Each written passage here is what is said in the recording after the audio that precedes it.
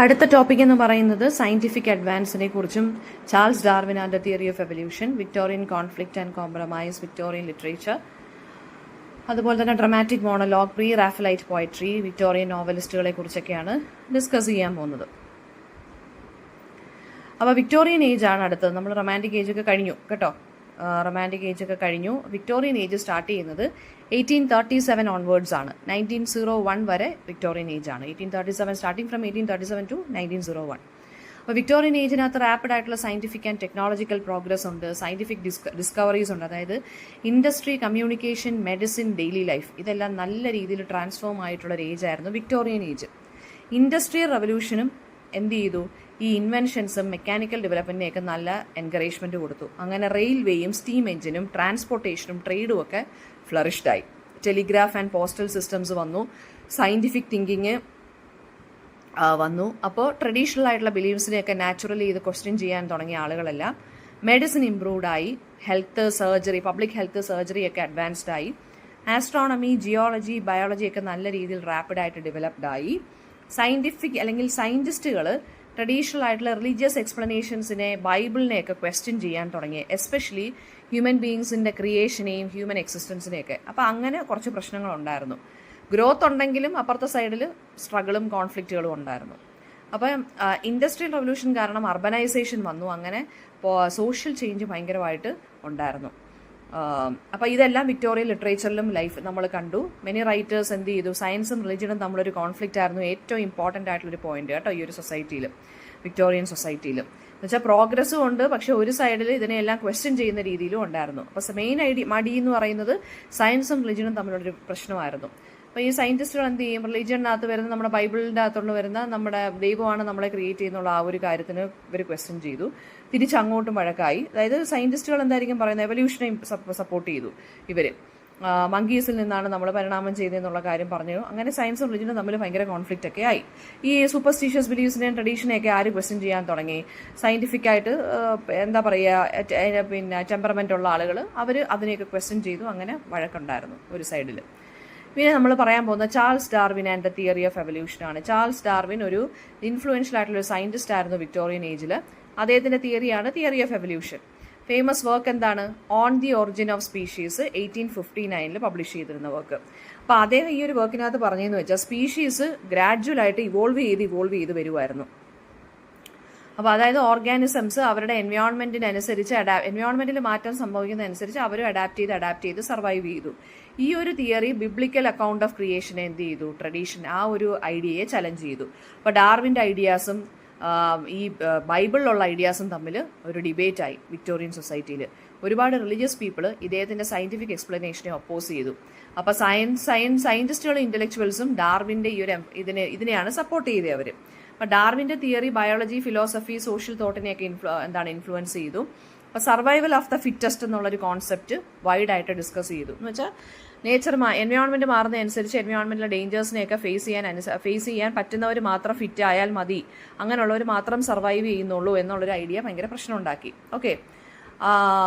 പിന്നെ അതുപോലെ തന്നെ എന്താണ്, റിലിജനെ ഇദ്ദേഹത്തിൻ്റെ ഐഡിയാസ് വെച്ചിട്ട് ഫെയ്ത്തിനെയൊക്കെ ക്വസ്റ്റ്യൻ ചെയ്യാൻ തുടങ്ങിയ ആളുകൾ. അങ്ങനെ സയൻസും റിലിജനും തമ്മിൽ പ്രശ്നമുണ്ടായിരുന്നു. പിന്നെ നോക്കിക്കോളുക, Victorian conflict and Victorian compromise വളരെ ഇമ്പോർട്ടൻ്റ് ആയിട്ടുള്ള ഒരു ടോപ്പിക്കാണ് കേട്ടോ. വിക്ടോറിയൻ സൊസൈറ്റി ഞാൻ പറഞ്ഞ പോലെ ഓൾഡ് ഐഡിയാസും മോഡേൺ ഐഡിയാസും തമ്മിൽ വഴക്കായിരുന്നു. ഇൻഡസ്ട്രിയലൈസേഷൻ എക്കണോമിക് ഗ്രോത്ത് കൊണ്ടുവന്നു, പക്ഷേ അതുപോലെ തന്നെ പോവേർട്ടി ആൻഡ് സോഷ്യൽ ഇൻഇക്വാളിറ്റി ഒരു സൈഡിലുണ്ടായിരുന്നു. സയൻറ്റിഫിക് ഡിസ്കവറീസ് വന്നു, പക്ഷേ അത് റിലീജിയസ് ഫെയ്ത്തിനെയൊക്കെ ചലഞ്ച് ചെയ്തു. അപ്പോൾ വിക്ടോറിയൻ പീപ്പിൾ ഓഫൺ എന്താണ്, മൊറാലിറ്റിക്കും മെറ്റീരിയലിസത്തിനും ഇടയ്ക്ക് കിടന്ന് സ്ട്രഗിൾ ചെയ്തുകൊണ്ടിരിക്കുന്ന ആളുകളായിരുന്നു. അപ്പർ ക്ലാസ്സുകാർ വെൽത്ത് എൻജോയ് ചെയ്തപ്പോൾ ബാക്കി വർക്കേഴ്സ് എന്ത് ചെയ്തു, ഹാർഷ് ലിവിങ് കണ്ടീഷൻസിൽ, സ്ലം ഏരിയാസിൽ താമസിക്കാൻ തുടങ്ങി. സ്ത്രീകൾക്ക് റൈറ്റ്സ് ഉണ്ട്, എഡ്യൂക്കേഷണൽ ഓപ്പർച്യൂണിറ്റീസ് ഒക്കെ കിട്ടി. പക്ഷേ സയൻസും റിലിജനും തമ്മിലുള്ളതായിരുന്നു മേജർ വിക്ടോറിയൻ കോൺഫ്ലിക്റ്റ് എന്ന് പറയുന്നത്. വിക്ടോറിയൻസ് എന്ത് ചെയ്തു, ഫെയ്ത്തും സയൻറ്റിഫിക് റീസണിങ് തമ്മിൽ ഒരുപാട് കോംപ്രമൈസ് ഒക്കെ വരുത്താൻ നോക്കിയാലും നടന്നില്ല. അപ്പോൾ ഫ്രീഡം ആൻഡ് സോഷ്യൽ റെസ്പോൺസിബിലിറ്റി തമ്മിൽ ടെൻഷനൊക്കെ വന്നു. അതുപോലെ തന്നെ എന്താണ്, അറ്റ് ദ സെയിം ടൈം കറപ്ഷനും എക്സിസ്റ്റ് ചെയ്തിട്ടുണ്ടായിരുന്നു, പൊളിറ്റിക്കൽ റിഫോംസ് വന്നിട്ടുണ്ട്, ഡെമോക്രാറ്റിക് റൈറ്റ്സും എക്സ്പാൻഡ് ചെയ്തു. അപ്പോൾ റൈറ്റേഴ്സ് എല്ലാം എന്ത് ചെയ്തു, സൊസൈറ്റിയിലുള്ള ഇൻജസ്റ്റിസിനെയൊക്കെ കുറിച്ച് എക്സ്പോസ് ചെയ്ത് എഴുതാൻ തുടങ്ങി.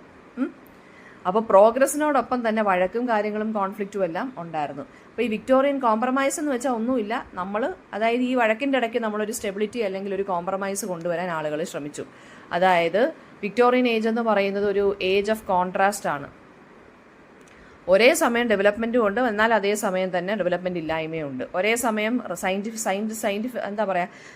ആയിട്ടുള്ള ഐഡിയാസ് പ്രോഗ്രസ് ചെയ്തു, പക്ഷേ ഒരേ സമയത്ത് തന്നെ റിലീജിയൻ്റെ ഐഡിയാസിനെ ഇവർ ക്വസ്റ്റ്യൻ ചെയ്തു. അപ്പം റിലീജിയനും ഫെയ്ത്തും തമ്മിലുള്ള റിലീജിയനും സയൻസും തമ്മിലുള്ള ഒരു അടി വഴക്കും. അപ്പോൾ അങ്ങനെയുള്ള കാര്യങ്ങൾ ഇങ്ങനെ കോൺട്രാസ്റ്റിംഗ് ആയിട്ട് ഒരേ സൈഡിൽ തന്നെ ഓപ്പോസിറ്റ്സ് എക്സിസ്റ്റ് ചെയ്തുകൊണ്ടേയിരുന്നു.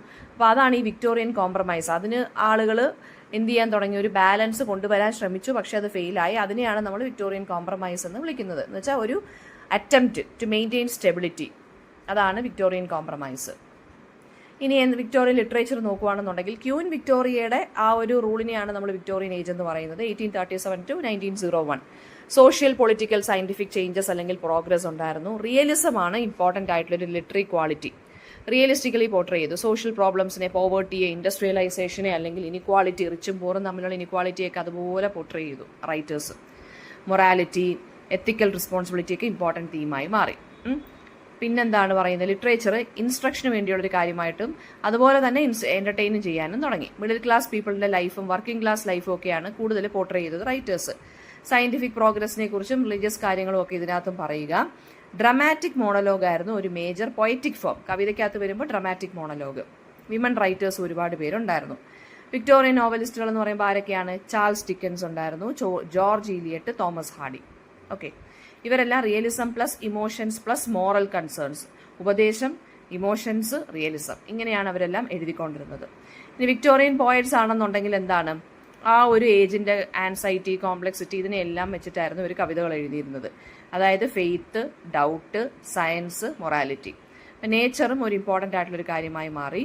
അപ്പം റൊമാൻറ്റിക് ഇമോഷൻസും ഉണ്ട്, റിയലിസവും ഉണ്ട്, ഇൻ്റലക്ച്വൽ റിഫ്ലക്ഷനും ഉണ്ടായിരുന്നു വിക്ടോറിയൻ പോയട്രിയിൽ. ആൽഫ്രഡ് ലോർഡ് ടെന്നിസനാണ് മോസ്റ്റ് ഇമ്പോർട്ടൻറ്റ് വിക്ടോറിയൻ പോയറ്റ്. ടെന്നിസൻ്റെ മോസ്റ്റ് ഇമ്പോർട്ടൻറ്റ് വർക്ക് എന്ന് പറയുന്നത് ഇൻ മെമ്മോറിയം. അത് റിലീജിയസ് ഡൗട്ടിനെ കുറിച്ചും അദ്ദേഹത്തിൻ്റെ ഒരു ഫ്രണ്ട് മരിച്ചു പോയതിനെ കുറിച്ചും ഒക്കെയുള്ള ഗ്രീവിംഗ് ആയിട്ടുള്ളൊരു പോവമാണ് ഇൻ മെമ്മോറിയം ടെന്നിസൻ്റെ. റോബർട്ട് ബ്രൗണിംഗ് ആണ് നമ്മൾ നേരത്തെ നോക്കിയ ഡ്രമാറ്റിക് മോണലോഗ് എന്നുള്ളൊരു കോൺസെപ്റ്റ് മാസ്റ്റർ ചെയ്തത്. റോബർട്ട് ബ്രൗണിങ്ങിൻ്റെ പോമെന്ന് പറയുമ്പോൾ പിന്നെന്താണ് ഡ്രമാറ്റിക് മോണലോഗാണ് അദ്ദേഹം യൂസ് ചെയ്തത്. പിന്നെ മാത്യു ആണലിൻ്റെ പോയത്തിനകത്താണെന്നുണ്ടെങ്കിൽ ഡോവർ ബീച്ച് പോലുള്ള പോയത്തിനകത്ത് സ്പിരിച്വൽ അൺസർട്ടനിറ്റി, ആ ഒരു ഏജിലുണ്ട്, നമ്മൾ സയൻസ് റിലിജനെയൊക്കെ ക്വസ്റ്റ്യൻ ചെയ്തില്ലേ, അപ്പോൾ ആ ഒരു സ്പിരിച്വൽ അൺസർട്ടനിറ്റി അല്ലെങ്കിൽ കൺഫ്യൂഷനെ കുറിച്ചാണ് മാത്യു ആണലിൻ്റെ അദ്ദേഹത്തിൻ്റെ പോമായിട്ടുള്ള ഡോവർ ബീച്ചിനകത്ത് എഴുതിയിരുന്നത്. പിന്നെ മിത്തോളജി ഉണ്ടായിരുന്നു, പുതിയ പോയറ്റിക് ഫോംസും ടെക്നിക്സും ഒക്കെ വന്നു, ഇൻഡസ്ട്രിയലൈസേഷൻ വന്നു. പിന്നെന്താണ് വിമൻ പോയിറ്റ്സ് എന്ന് പറയുമ്പോൾ എലിസബത്ത് ബാരറ്റ് ബ്രൗണിംഗ് ആണ്, അതായത് റോബർട്ട് ബ്രൗണിങ്ങിൻ്റെ ഭാര്യ എലിസബത്ത് ബാരറ്റ് ബ്രൗണിംഗ്. അവരും ഇൻഫ്ലുവൻഷ്യൽ ആയിട്ടുള്ള റൈറ്ററായിട്ട് മാറി. ഇനി എന്താണ് ഡ്രമാറ്റിക് മോണലോഗ്? നമ്മൾ നേരത്തെ പറഞ്ഞല്ലോ, റോബർട്ട് ബ്രൗണിംഗ് ആണ് ഇതിനെ കൊണ്ടുവന്നത്. പൊയറ്റിക് ഫോമിലെ ഡ്രമാറ്റിക് മോണലോഗാണ് കൂടുതൽ ഇൻഫ്ലുവൻഷ്യൽ ആയിട്ട് നിന്നത് എന്ന് പറഞ്ഞല്ലോ. അപ്പോൾ ഡ്രമാറ്റിക് മോണലോഗ് വിക്ടോറിയൻ ഏജിൽ വന്നൊരു പൊയറ്റിക് ഫോമാണ്. ഡ്രമാറ്റിക് മോണലോഗ് എന്ന് വെച്ചാൽ ഒരു സിംഗിൾ സ്പീക്കർ, ഡയലോഗ് എന്ന് വെച്ചാൽ 2 പേര് സംസാരിക്കുന്നു, മോണോ എന്ന് വെച്ച് കഴിഞ്ഞാൽ ഒരാൾ സ്പീക്കറായിട്ട് നിൽക്കുന്നു. ആ സ്പീക്കർ അഡ്രസ്സ് ചെയ്യുന്നുണ്ട് ആരെ? ഒരു സൈലന്റ് ലിസ്ണറും കാണും. ഒരാൾ നിന്ന് ഇങ്ങനെ സംസാരിച്ചുകൊണ്ടിരിക്കുവാണ്. അയാളുടെ സംസാരത്തിലൂടെ അല്ലെങ്കിൽ ത്രൂ ഹിസ് വേർഡ്സ് അല്ലെങ്കിൽ through his speech we will be able to know that there is another silent listener listening to his words. ഒരു ലിസ്ണർ കാണും, പക്ഷെ അയാൾ സംസാരിക്കത്തില്ല. അയാളുടെ അടുത്ത് അങ്ങനെ ഒരാൾ, ഒരു ലിസ്ണർ സൈലന്റ് ആയിട്ട് ഇരിപ്പുണ്ടെന്ന് ഇങ്ങേരുടെ വാക്കുകളിലൂടെ അല്ലെങ്കിൽ സ്പീച്ചിലൂടെ ആയിരിക്കും നമ്മൾ മനസ്സിലാക്കുന്നത്. അപ്പോൾ അത് ഭയങ്കര ഡ്രമാറ്റിക് ആയിട്ട് പ്രസന്റ് ചെയ്യുന്നു, അതുകൊണ്ട് ഡ്രമാറ്റിക് മോണലോഗ്. അപ്പോൾ സ്പീക്കറിന്റെ പേഴ്സണാലിറ്റി, ക്യാരക്ടർ, തോട്ട്സ് ഇതെല്ലാം ഇദ്ദേഹത്തിന്റെ സ്പീച്ചിലൂടെ തന്നെ നമുക്ക് മനസ്സിലാക്കാൻ അതൊരു സൈക്കോളജിക്കൽ ആയിട്ടുള്ളൊരു കാര്യമാണ് ഡ്രമാറ്റിക് മോണലോഗിന്റെ കേട്ടോ. അതായത് സ്പീക്കർ അൺനോയിങ്ലി അയാളുടെ നെഗറ്റീവ്സും ഹിഡൻ മോട്ടീവ്സും എല്ലാം ഈ സ്പീച്ചിലൂടെ അങ്ങ് പറയും. അങ്ങനെ നമ്മുടെ റീഡേഴ്സിന് മനസ്സിലാക്കാൻ സാധിക്കും. അപ്പോൾ ഇത് ഡ്രാമയുണ്ട്, പോയട്രിയും ഉണ്ടല്ലേ ഇതിനകത്ത്, അതുകൊണ്ടാണ് ഡ്രമാറ്റിക് മോണലോഗ് എന്ന് പറയുന്നത്. റോബർട്ട് ബ്രൗണിംഗ് ആണ് ഇതിനെ മാസ്റ്റർ ചെയ്തത്. ബ്രൗണിങ്ങിൻ്റെ മൈ ലാസ്റ്റ് ഡച്ചസ് എന്നുള്ളതാണ് ഈ ഒരു ഡ്രമാറ്റിക് മോണലോഗിൽ എഴുതിയിരിക്കുന്ന ഒരു കവിതയുടെ ഏറ്റവും ഫേമസ് എക്സാമ്പിൾ. അപ്പോൾ ഈ മൈ ലാസ്റ്റ് ഡച്ചസിനകത്ത് ഡ്യൂക്ക് എന്ന് പറഞ്ഞൊരു ക്യാരക്ടറുണ്ട്.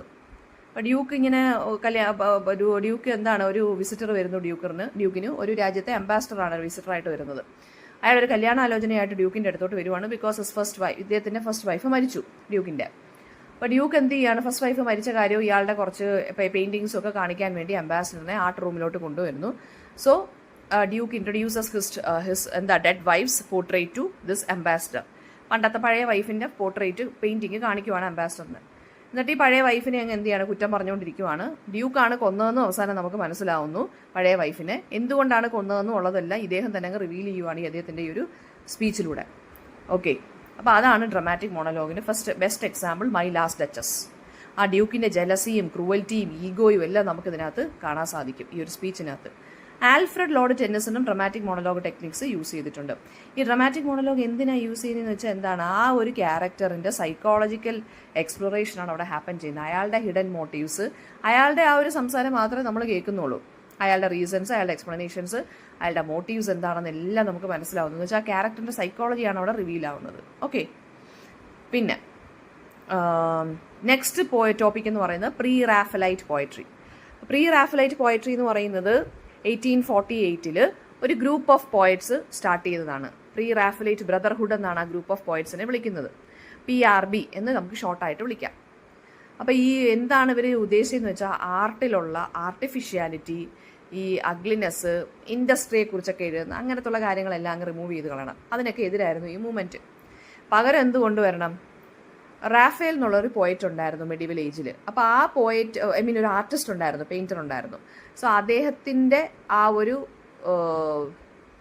ആർട്ടിസ്റ്റിക് വർക്ക്സ് എങ്ങനെയാണോ അതിലോട്ട് ഈ ഒരു ഏജിനെ കൊണ്ടുപോവുക എന്ന് വെച്ചാൽ മെഡിവൽ ആർട്ടായിരുന്നു ഇദ്ദേഹത്തിൻ്റെ. അതായത് റാഫേൽ തൊട്ട് മുന്നേ ഉള്ള ഏജ് എങ്ങനെയായിരുന്നു, മെഡിവലിസത്തിനും മെഡിവൽ ആർട്ടിനും ഒക്കെ ഇമ്പോർട്ടൻസ് കൊടുത്തുകൊണ്ടുള്ള പെയിൻറ്റിങ്സ് ആയിരുന്നു. സോ ആ റാഫേൽ എന്നുള്ള പെയിൻറ്റർ പോയറ്റിൻ്റെ ആ ആർട്ടിസ്റ്റിൻ്റെ ലൈഫിന് മുന്നേ എങ്ങനെയായിരുന്നു ആർട്ട് അല്ലെങ്കിൽ ലിറ്ററേച്ചർ എങ്ങനെയായിരുന്നു അതുപോലെ സിംപ്ലിസിറ്റി ആയിട്ടും അല്ലെങ്കിൽ സിംപ്ലിസിറ്റിക്ക് ഇമ്പോർട്ടൻസ് കൊടുത്തും ബ്യൂട്ടിക്ക് ഇമ്പോർട്ടൻസ് കൊടുക്കുന്ന മെഡിവൽ ആർട്ട് തിരികെ കൊണ്ടുവരിക. അപ്പം നേച്ചർ, ബ്യൂട്ടി, മെഡിവൽ റൊമാൻസ് ഇതാണ് തീമായിട്ട് വരുന്ന ഈ പ്രീ റാഫലൈറ്റ് പോയട്രിക്കകത്ത്. ഭയങ്കര സെൻഷ്യസ് ആയിട്ടുള്ള ഇമേജസും മ്യൂസിക്കൽ ലാംഗ്വേജുമാണ് ഇവരുടെ പ്രത്യേകത. ഏറ്റവും ഫേമസ് ആയിട്ടുള്ള റൈറ്റേഴ്സ് എന്ന് പറയുമ്പം DG റോസറ്റി, അതായത് ഡാൻറ്റെ ഗബ്രിയൽ റോസറ്റി, പിന്നെ അദ്ദേഹത്തിൻ്റെ സിസ്റ്റർ ക്രിസ്റ്റീന റോസറ്റി, ഇങ്ങനെയുള്ള ആളുകളാണ് PRB സ്റ്റാർട്ട് ചെയ്തത്.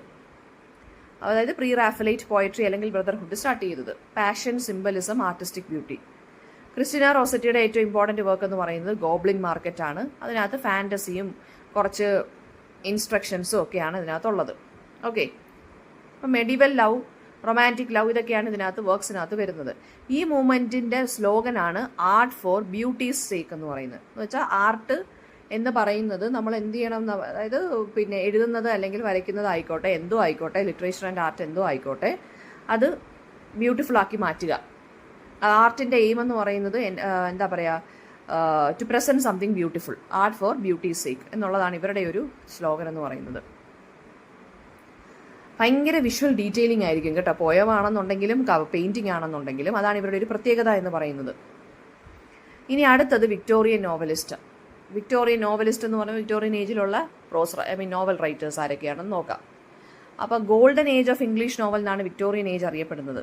എന്നുവെച്ചാൽ റിയലിസ്റ്റിക്കലി സോഷ്യൽ ലൈഫിനെ, ഹ്യൂമൻ റിലേഷൻഷിപ്പിനെ പോർട്രേ ചെയ്യുന്നു. നോവൽസിനകത്ത് പോവർട്ടി, ഇൻഡസ്ട്രിയലൈസേഷൻ, എഡ്യൂക്കേഷൻ ഒക്കെ വരുന്നു.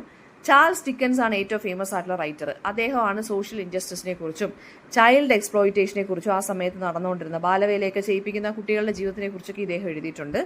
അങ്ങനെയുള്ള ഒരു വർക്കാണ് ഒലിവർ ട്വിസ്റ്റ്, ചാൾസ് ഡിക്കൻസിൻ്റെ. അത് പുവർ ചിൽഡ്രൻ്റെ സഫറിങ്സിനെ കുറിച്ചാണ് പറയുന്നത്. പിന്നെ ചാൾസ് ഡിക്കൻസിൻ്റെ നമ്മുടെ വിക്ടോറിയൻ ഏജിനെ നല്ല കറക്റ്റായിട്ട് ഡിഫൈൻ ചെയ്യുന്നൊരു നോവലായിരുന്നു ടെയിൽ ഓഫ് ടു സിറ്റീസ്. എന്ന് വെച്ചാൽ അത് നോവൽ സ്റ്റാർട്ട് ചെയ്യുന്നത് ഇങ്ങനെയാണ്: it was A best of times, it was A waste of times. Victorian age എങ്ങനെ തന്നെയാണ്, ഒരു സ്ഥലത്ത് പ്രോഗ്രസ് ഉണ്ടെങ്കിൽ മറ്റേ സ്ഥലത്ത് ഡിക്ലൈനും ഉണ്ട്. ഒരു സ്ഥലത്ത് സയൻസ് ഉണ്ടെങ്കിൽ മറ്റേ സ്ഥലത്ത് റിലിജിയനും തമ്മിലുള്ള കോൺഫ്ലിക്റ്റ് ഉണ്ട്. അപ്പോൾ അങ്ങനെ ആ ഒരു കോൺട്രാസ്റ്റിംഗ് ഐഡിയാസിനെ പോർട്രേ ചെയ്യുന്നൊരു നോവലാണ് ചാൾസ് ഡിക്കൻസിൻ്റെ ടെയിൽ ഓഫ് ടു സിറ്റീസ്. പിന്നെ മറ്റൊരു വർക്കാണ് ഒലിവർ ട്വിസ്റ്റ്. ഒലിവർ ട്വിസ്റ്റ് എന്താണ്, കുട്ടികളുടെ സഫറിങ്സിനെ കുറിച്ച് അല്ലെങ്കിൽ ചൈൽഡ് എക്സ്പ്ലോയിറ്റേഷനെ കുറിച്ച് പറയുന്നു. അടുത്ത റൈറ്ററാണ് ജോർജ് ഇലിയട്ട്. അദ്ദേഹം സൈക്കോളജിക്കൽ റിയലിസത്തിന് ഇമ്പോർട്ടൻസ് കൊടുത്താണ് എഴുതിയത്. ജോർജ് ഇലിയട്ട്, മേരി ആൻ ഇവാൻസ് എന്നാണ് ജോർജ് ഇലിയറ്റിൻ്റെ യഥാർത്ഥ പേര് കേട്ടോ. അവരുടെ പെൻ നെയിമാണ് ജോർജ് ഇലിയറ്റ് എന്നുള്ളത്. അവരുടെ ഇമ്പോർട്ടൻറ്റ് വർക്ക് എന്ന് പറയുന്നത് മിഡിൽ മാർച്ച്. പിന്നെ തോമസ് ഹാർഡി എന്ന് വെച്ചാൽ ഭയങ്കര സങ്കടപ്പെടുത്തി, ഭയങ്കര മെലങ്കോളിക് ആയിട്ട്, പെസിമിസ്റ്റിക് ആയിട്ട് എഴുതുന്ന ഒരു റൈറ്ററാണ് തോമസ് ഹാർഡി. എല്ലാ നോവൽസും ട്രാജിക് ആയിരിക്കും, ട്രാജഡിയിലാണ് അവസാനിക്കുന്നത്. അപ്പോൾ റൂറൽ ലൈഫായിരിക്കും സെറ്റിങ്. തോമസ് ഹാർഡിയുടെ ഇമ്പോർട്ടൻറ്റ് വർക്ക് എന്ന് വെച്ചാൽ ഹാർഡ് ടൈംസ് ഉണ്ട്, HARD, ഹാർഡ് ടൈംസ് ഉണ്ട്. പിന്നെ അതുപോലെ തന്നെ ടെസ് ഓഫ് ദ ഡ്യൂബർവില്ലീസ്, അത് ഈ സോഷ്യൽ ഹിപ്പോക്രസിയൊക്കെ ക്രിട്ടിസൈസ് ചെയ്തുകൊണ്ടിരുന്ന എഴുതുന്ന ആളാണ്. ഈ തോമസ് ആഡി എന്ന് വെച്ച് കഴിഞ്ഞാൽ അദ്ദേഹം ഫുൾ എന്താ പറയുന്നത്, ഭയങ്കര ട്രാജിക് ആയിട്ടുള്ള കാര്യങ്ങളാണ് എഴുതുന്നത്. ഫെയ്റ്റിന് ഇമ്പോർട്ടൻസ് കൊടുത്ത് എഴുതുന്നു. നമ്മുടെ ജീവിതത്തിൽ ഫെയ്റ്റിൻ്റെ റോൾ എന്താണ്, അതാണ് ഇദ്ദേഹത്തിൻ്റെ ഒരു പ്രത്യേകത എന്ന് പറയുന്നത്. വെസെക്സ് എന്നുള്ള സ്ഥലത്താണ് ഇദ്ദേഹത്തിൻ്റെ നോവൽസ് എല്ലാം സെറ്റ് ചെയ്തിരിക്കുന്നത് കേട്ടോ, വെസെക്സ്. പിന്നെ ടാക്കറെ എന്നുള്ള റൈറ്റർ ഉണ്ട്, വില്യം ടാക്കറെ. അദ്ദേഹം എന്താണ് പറയുന്നത്, സറ്റയറൈസ് ചെയ്ത് വിക്ടോറിയൻ സൊസൈറ്റി കളിയാക്കിക്കൊണ്ട് എഴുതുന്ന ഒരു റൈറ്ററാണ്. അപ്പം അദ്ദേഹത്തിൻ്റെ most important work vanity fair. Next women നോവലിസ്റ്റുകളാണ്. വിമൻ നോവലിസ്റ്റുകളെ കുറിച്ച് പറയുകയാണെന്നുണ്ടെങ്കിൽ നമ്മുടെ ബ്രോണ്ടി സിസ്റ്റേഴ്സ് ആണ് ഇതിനകത്ത് വരുന്ന ഏറ്റവും ഫേമസ് ആയിട്ടുള്ള റൈറ്റേഴ്സ്. അതായത് Charlotte Bronte, Emily Bronte, Anne Bronte, പിന്നെ ജോർജ് ഇലിയറ്റും നമ്മൾ നേരത്തെ പറഞ്ഞ ഇത് 4 പേരാണ് വിമൻ നോവലിസ്റ്റുകൾ എന്നറിയപ്പെടുന്നത്. ഷാർലറ്റ് ബ്രോണ്ടിയുടെ വർക്കാണ് ജെയിൻ എയർ. ജെയിൻ എയറിനകത്ത് ഫീമെയിൽ ഇൻഡിപെൻഡൻസിനെ കുറിച്ച് സംസാരിക്കുന്നു. എമിലി ബ്രോണ്ടിയുടെ ഒരു ഗോതിക് ഫിക്ഷൻ എന്ന് നമുക്ക് പറയാം വുതറിംഗ് ഹൈറ്റ്സ്. അതിനകത്തൊരു ക്രൂരനായ ഒരു വില്ലൻ, ഒരു ഭയങ്കര ഇന്നസെൻ്റ് ആയിട്ടുള്ളൊരു നായിക, പിന്നെ അവരുടെ ലവ് സ്റ്റോറി, അവരുടെ ആ ഒരു ഭയങ്കര എക്സ്ട്രീം പാഷനേറ്റ് ആയിട്ടുള്ളൊരു ലവ് സ്റ്റോറി, അതാണ് വുതറിംഗ് ഹൈറ്റ്സിനകത്ത് പറയുന്നത്.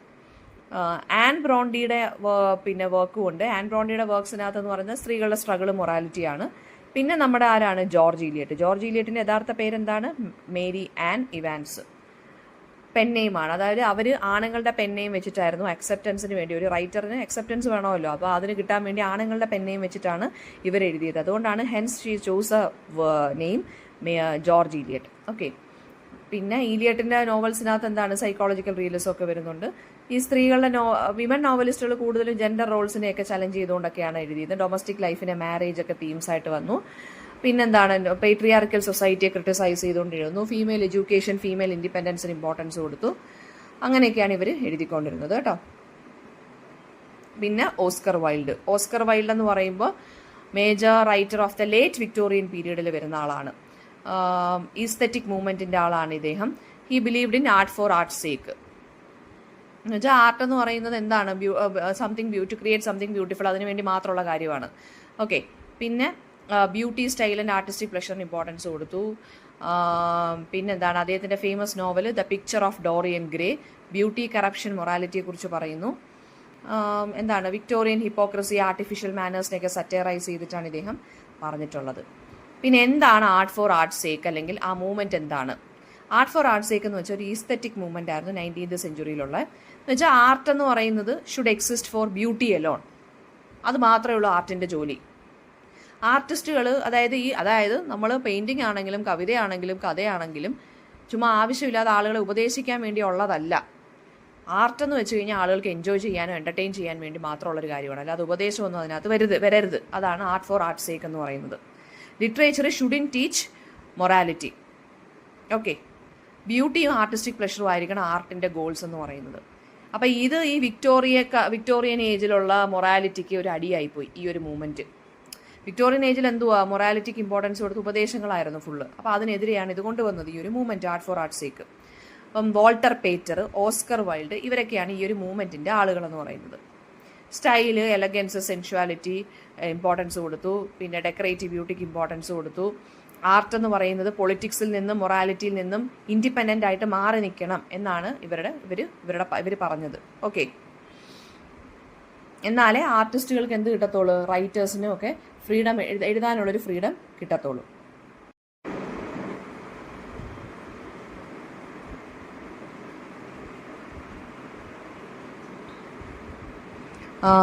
പിന്നെ വരുന്നതെന്ന് വെച്ചാൽ, അപ്പം ഇതാണ് ആർട്ട് ഫോർ ആർട്ട്സ് സേക്ക് എന്നുള്ള മൂവ്മെന്റ് എന്ന് പറയുന്നത് കേട്ടോ.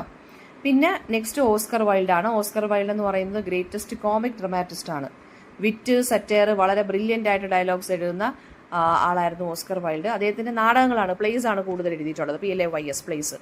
വിക്ടോറിയൻ സൊസൈറ്റി ഹ്യൂമറസ് ആയിട്ട്, വിക്ടോറിയൻ സൊസൈറ്റിയുടെ ആ ഒരു ഹിപ്പോക്രസിയൊക്കെ എക്സ്പോസ് ചെയ്തൊരു റൈറ്ററായിരുന്നു ഓസ്കർ വൈൽഡ്. ഒരുപാട് വർക്ക്സ് ഒക്കെ ഇദ്ദേഹത്തിൻ്റെ ബാൻ ചെയ്തിട്ടുണ്ട് കേട്ടോ. എന്ന് വെച്ചാൽ ഭയങ്കരമായിട്ട് എന്താ പറയുക, ഒബ്സീൻ ആയിട്ടുള്ള സീൻസും, അതായത് സെക്ഷലി എക്സ്പ്ലിസിറ്റ് ആയിട്ടുള്ള സീൻസും ക്യാരക്ടേഴ്സും ഒക്കെ ഒരുപാട് വരുന്നുണ്ടായിരുന്നു. സോ കൂടുതൽ പ്രശ്നമായിരുന്നു. എന്ന് വെച്ചാൽ ആ വിക്ടോറിയൻ ഏജ് എന്ന് പറയുമ്പോൾ എന്താണ്, ഭയങ്കര മൊറാലിറ്റിക്ക് ഇമ്പോർട്ടൻസ് കൊടുക്കുന്ന ഏജ് ആയതുകൊണ്ട് ഇങ്ങനെ ഓപ്പൺ ആയിട്ട് പല കാര്യങ്ങളെക്കുറിച്ചൊക്കെ എഴുതുമ്പോൾ ആളുകൾക്ക് പിടിക്കത്തില്ല. അപ്പോൾ അദ്ദേഹത്തിൻ്റെ വർക്ക്സ് ഒക്കെ ഒരുപാട് ബാൻ ചെയ്തിട്ടുണ്ട് കേട്ടോ. ഇദ്ദേഹത്തിൻ്റെ കോമഡി ഒരു പ്ലേ ആണ് ഇമ്പോർട്ടൻസ് ഓഫ് ബീയിങ് ആണസ്റ്റ് എന്ന് പറയുന്നത്. മറ്റ് മാരേജിനെ, സോഷ്യൽ കൺവെൻഷൻസിനെ, അപ്പർ ക്ലാസ്സിൻ്റെ ഹിപ്പോക്രിറ്റിക്കൽ മാനേഴ്സിനെയൊക്കെ കളിയാക്കിക്കൊണ്ടുള്ളൊരു പ്ലേ ആണ് ദ ഇമ്പോർട്ടൻസ് ഓഫ് ബീയിങ് ആണസ്റ്റ്. മറന്നു പോകരുത്. ക്യാരക്ടേഴ്സൊക്കെ വളരെ വിറ്റി ആൻഡ് ക്ലവറാണ്.